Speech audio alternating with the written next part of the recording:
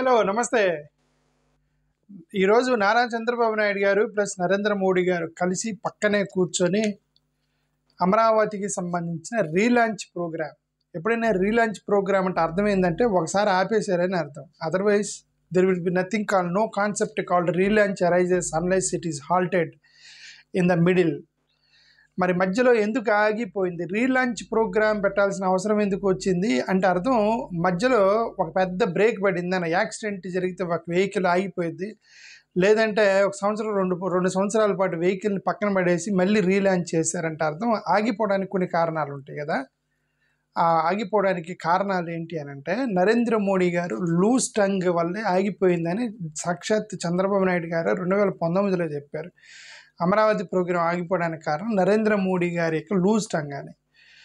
ఇప్పుడు నరేంద్ర మోడీ గారు loose tongue కాస్త హార్డ్ టంగ్ అయిపోయింది. ఎందుకు హార్డ్ టంగ్ అయిపోయిందంటే అప్పు ఇప్పించారు అమరావతికి 15,000 కోట్ల రూపాయల అప్పు, కొన్ని గ్రాంటులు కాదు అప్పులు ఇచ్చినందుకు ఇప్పుడు అప్పుల అప్పారావు అయితే లూజ్ టంగ్ కాస్త హార్డ్ టంగ్ అయిపోయిందని చంద్రబాబు నాయుడు గారు పిలిచి మళ్ళీ రీలాంచ్ ప్రోగ్రాం పెట్టారు. ఓకే సరే, మనం ఎంతకాలం అమరావతి లేకుండా, ఇప్పుడు అంటే క్యాపిటల్ లేకుండా ఒక రాష్ట్రాన్ని నడపడం కరెక్ట్ కాదు. సరే ఏదేమైనా ఒక క్యాపిటల్ని అయితే మళ్ళీ రీలాంచ్ చేస్తారు, కనీసం ఈసారైనా ఆపకుండా దాన్ని కంటిన్యూ చేయాలని మనం కోరుకుందాం. అంతకని చేయగలిగింది ఏం లేదు ఒక రాష్ట్రానికి. Okay, any development programme should not be halted in the middle. సరే ఆగిపోయింది, మిడిల్ మధ్యలో ఆగిపోయింది, ఇప్పుడైనా సరే దాన్ని కంటిన్యూ చేయండి. ఇప్పుడు ఈరోజు నరేంద్ర మోడీ గారు 57,000 ఎంత అంటే 962 కోట్ల రూపాయల ప్రాజెక్టుల్ని ఆయన శంకుస్థాపన చేయడానికి వస్తున్నారట. వాటిలో ఈ నేషనల్ హైవేలు, డిఆర్డిఓ లైసెన్స్ ప్రోగ్రామ్ ఏదో, ఏమైనా ట్రైనింగ్ సెంటర్ ఏదో, ఇవన్నీ అయిపోయిన నేషనల్ హైవేలు అవి పక్కన పెడితే అమరావతికి సంబంధించి 49,000 కోట్ల రూపాయల ప్రాజెక్టులు, 74 ప్రాజెక్టులని స్టార్ట్ చేయబోతున్నారు. వాటిలో సెక్రటేరియట్ ఉంది, హైకోర్టు, ఇట్లాంటి కొన్ని బిల్డింగ్స్ కడతారన్నమాట. 74లో ఇవన్నీ ఉన్నాయన్నమాట. సెక్రటేరియట్, అసెంబ్లీ క్వార్టర్స్, హైకోర్టు, ఇవన్నీ కూడా ఉన్నాయన్నమాట. సరే, ఏదైనా 49,000 కోట్ల రూపాయల్లో ఇప్పుడు వీళ్ళు 49,000 కోట్ల రూపాయలు తీసుకొచ్చి శంకుస్థాపన చేస్తున్నారు నరేంద్ర మోడీ గారి వల్ల. దానికి రీలాంచ్ ప్రోగ్రామ్ అని పెట్టారు. ఈ రీలాంచ్ ప్రోగ్రామ్కి ప్రధానమైన కారణం ఏంటి అని అంటే అమరావతి ప్రాజెక్టుని ఆపింది కూడా నరేంద్ర మోడీ గారే. ఎందుకు నరేంద్ర మోడీ గారు ఆపారు గతంలో అంటే చంద్రబాబు నాయుడు గారు చాలా మాటలు చెప్పారు ఎందుకు ఆపారు అంటే. సరే, ఇప్పుడు ఈ ఎలిగేషన్ వస్తున్నది, అది పచ్చని పంట పొలాలని అమరావతిగా మార్చారు, అక్కడ రియల్ ఎస్టేట్ పడిపోయింది, రైట్. ప్లస్ అక్కడ ఏమంటారు, ఫుల్ ట్యాంక్ లెవెల్లో వాటర్ మునిగిపోయేటువంటి ప్లేస్లు పెట్టారు. ఇంకా అవన్నీ వదిలేయండి, ఎందుకంటే వాటి గురించి మనం మాట్లాడటం అనవసరం, ఎందుకంటే అది అయిపోయింది. అది ఆల్రెడీ వెళ్ళిపోయి అమరావతి కట్టడం మొదలెట్టిన తర్వాత ఇక మళ్ళీ ఫుల్ ట్యాంక్ లెవెల్ సముద్రంలో కట్టినా దాంట్లో ఉండాల్సిందే, తప్పదు. ఓకే, మోరోవర్ అది పంట పొలాలు నాశనం చేశారు ఆల్రెడీ. అది నాశనం అయిపోయిన తర్వాత ఇప్పుడు మళ్ళీ కొత్తగా ఆల్రెడీ వీళ్ళు కన్స్ట్రక్షన్ మొదలెట్టి సిమెంట్ వేసిన తర్వాత మళ్ళీ పంటలు పండుతాయి అనుకోవటం అమాయకత్వం. అది ఓకే, ఇంకా ల్యాండ్లో పంటలు పండవు, అయిపోయింది దాని పరిస్థితి. కాకపోతే ఏంటంటే కనీసం వీళ్ళు కేంద్ర ప్రభుత్వం నుంచి కనీసం డబ్బులు కూడా తెచ్చుకోలేనటువంటి చంద్రబాబు నాయుడు గారే సేవ్ అమరావతి అని చెప్పి ఒక జోలె పెట్టుకొని ఒక ప్రోగ్రాం మొదలెట్టారు గతంలో. ఒక జోల పట్టుకొని సేవ్ అమరావతి అని తలా 10 రూపాయలు ఇవ్వండి, నేను I'm begging to save Amaravati అని ఒక ప్రోగ్రాం పెట్టారు. మీకు గుర్తుందా లేదో? 2019లోనూ మరి 2020లోనూ ఎప్పుడు సేవ్ అమరావతి ప్రోగ్రాం ఒక పెద్ద అడుక్కునే వాళ్ళలాగా జోలు పట్టుకొని పోయి తలా 10 రూపాయలు వేయండి అని ప్రోగ్రాం పెట్టుకున్నారు. ఇలా ప్రజల్లోకి వచ్చి అడుక్కొని ఇదిగోండి తలా 10 రూపాయలు ఇవ్వండి, మన అమరావతిని సేవ్ చేద్దామని ఈ ప్రజలను అడుక్కునే బుద్ధి అదే జోలు పెట్టుకొని నరేంద్ర మోడీ గారి దగ్గరికి వెళ్ళి ఏమంటే మా అమరావతికి డబ్బులు ఇవ్వమంటే ఆయన ఇవ్వడా? జోలు పెట్టుకుని అడిగితే ఇస్తాడు కదా. ఆ జోలు పట్టుకున్నా కూడా ఇవ్వకపోతే ఇంకా అలాంటి ఇంకా నాయకులతో మీకు సంబంధాలు ఎందుకు అనేది నా ఉద్దేశం. సరే, అల్టిమేట్గా వీళ్ళు జోలు పెట్టుకొని అడిగితే ఆయన డబ్బులు ఇవ్వకపోతే అప్పులు ఇచ్చాడు అనేది మనకు ఒకటే అర్థం అవుతుంది. ఓకే, వీళ్ళ 49,000 కోట్ల రూపాయలు, దాంట్లో 15,000 రూపాయల కోట్లు బ్యాంకు, వీళ్ళు ఎక్స్ట్రాగా తీసుకున్న 14,000 రూపాయలు 11,000 రూపాయల లోను, రైట్. బాండుల ద్వారా ఇష్యూ చేసినవి కొన్ని, ఇవన్నీ కలిపి కూడా అప్పులే. అప్పులకు సంబంధించిన రీలాంచ్ ప్రోగ్రాం పెట్టడానికి ఇప్పుడు వీళ్ళు వస్తున్నారని ఒకటి మనకు అర్థమైంది. ఇప్పుడు గతంలో చంద్రబాబు నాయుడు గారు మోడీ గారిని చాలా మాటలు అన్నారు. చాలా మాటలు అంటే అవి మామూలు మాటలు కాదు. ఇక్కడ చూడండి, ఆయన మైనారిటీస్కి ఒక దెయ్యం లాంటి వాడు అన్నాడు. Is a demon for minorities అనే పదం వాడాడు. ఎందుకంటే అవన్నీ తిట్టినాయి మనం అనవసరం. ఓకే, తిట్టినా సరే మళ్ళీ వాళ్ళు వాటేసుకొని ఎన్నికలకి వెళ్ళి మళ్ళీ గెలిచిన తర్వాత మళ్ళీ గతంలో తిట్టినవి మనకు అనవసరం. కానీ బట్ నేనేమన్నానంటే, నరేంద్ర మోడీ గారు గతంలో 300 మిలియన్ డాలర్ల బ్యాంక్ లోన్ని ఆపేశారు. ఎందుకు ఆపేశారు అంటే, irregularities in construction of Amaravati అనేటువంటి క్లెయిమ్ పెట్టి విత్డ్రా చేసుకున్నారు వైఎస్ఆర్సీపీ గవర్నమెంట్లో. ఆ విత్డ్రా చేసుకున్నప్పుడు వీళ్ళు చెప్పింది ఏంటి, ఇర్రెగ్యులారిటీస్ ఇన్ ద కన్స్ట్రక్షన్ అన్నారు.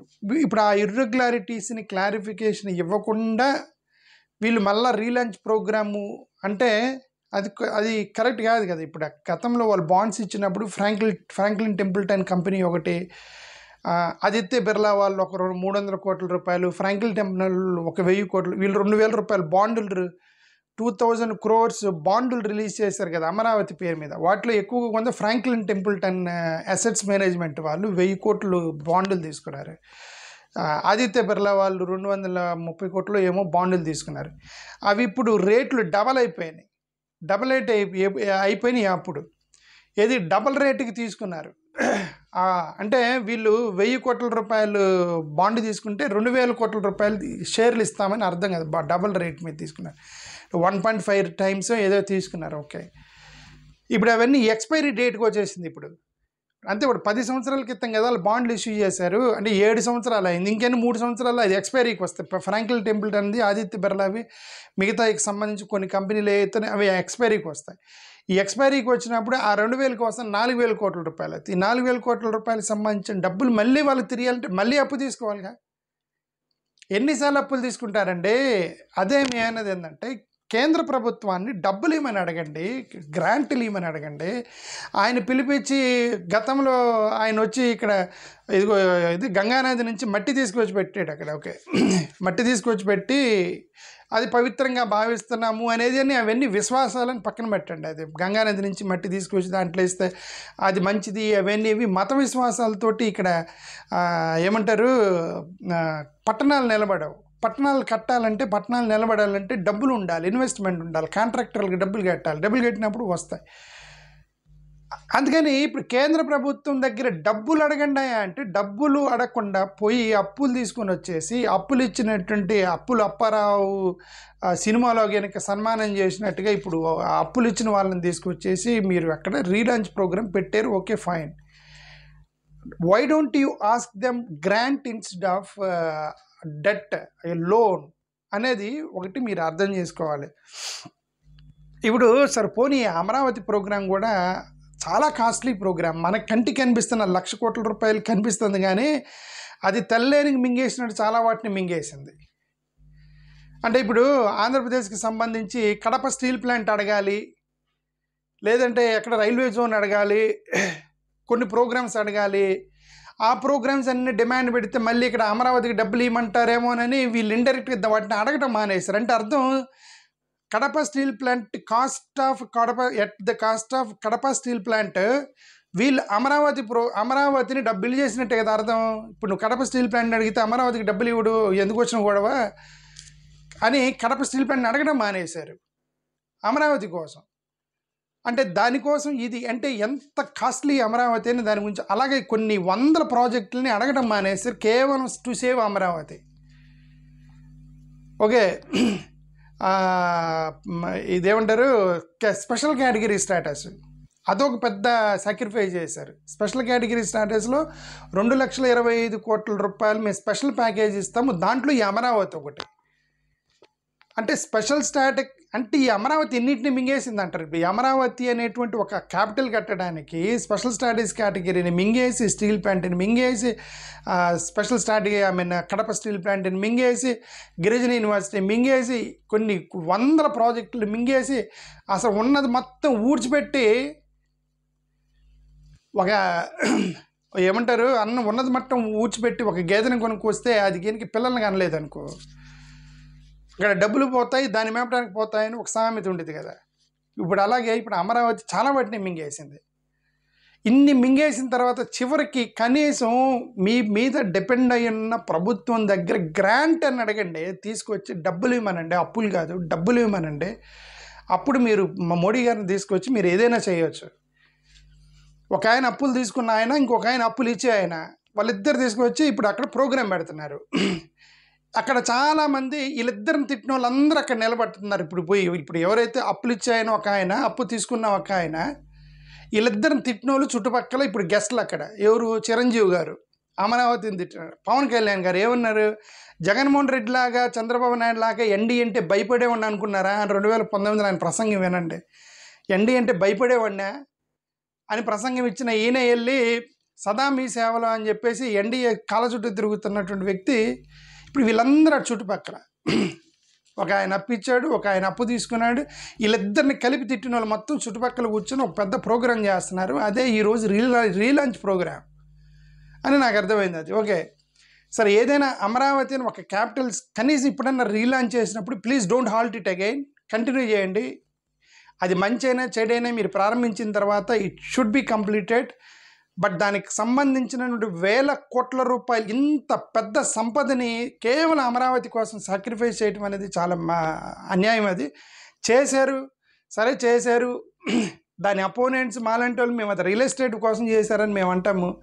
రియల్ ఎస్టేట్ కాదు, నిజంగా పట్టణాలు కట్టడానికంటే మరి ఏమి స్పెషల్ స్టాటస్కి సాక్రిఫైస్ చేసి అమరావతికి, స్టీల్ ప్లాంట్ని సాక్రిఫైస్ చేసి అమరావతి, రాష్ట్ర అభివృద్ధికి సాక్రిఫైస్ చేసి అమరావతి, విశాఖపట్నం సాక్రిఫైస్ చేసి అమరావతి, కర్నూలు క్యాపిటల్ సాక్రిఫైస్ చేసి అమరావతి, రైట్, ఇన్ని ప్రాజెక్టులు సాక్రిఫైస్ చేసి అమరావతి.